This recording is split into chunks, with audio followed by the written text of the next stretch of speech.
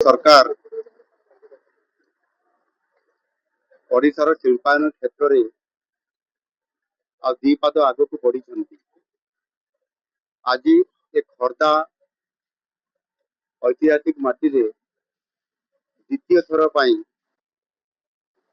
आमे भित्ति प्रस्तर स्थापन करने और उद्घाटन करने ए कार्यक्रम रे आज आमे समस्ते सामिल होती। आज कार्यक्रम रे 36 प्रकल्पर शिलान्यास एवं उद्घाटन आज आम कर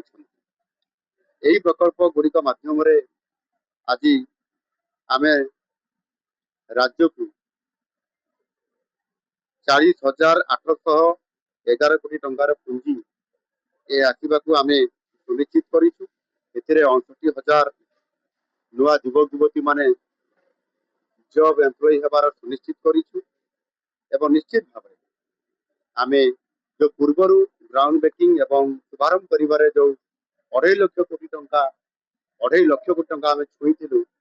आज 40,000 कोटी टंका जोड़ी होगा 2,90,000 कोटी को आमर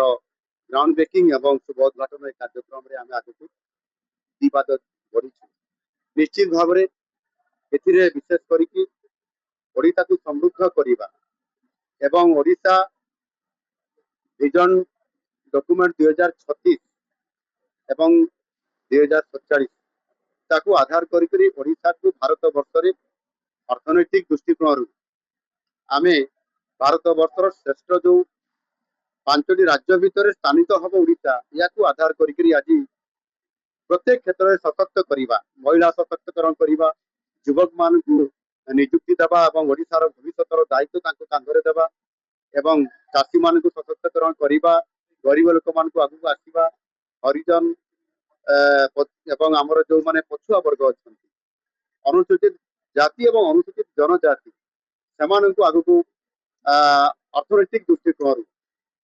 आग को आनिबा ये प्रकार नीति आपणाई आज आम ओडिशा रे प्रथम थर करी 2024 कैलेंडर तार काम करोडिशा माननीय मुख्यमंत्री मोहन चरण माझी आसी तार आज शुभ उद्घाटन कर स्लीपर भित्ति प्रस्तर स्थापन कर।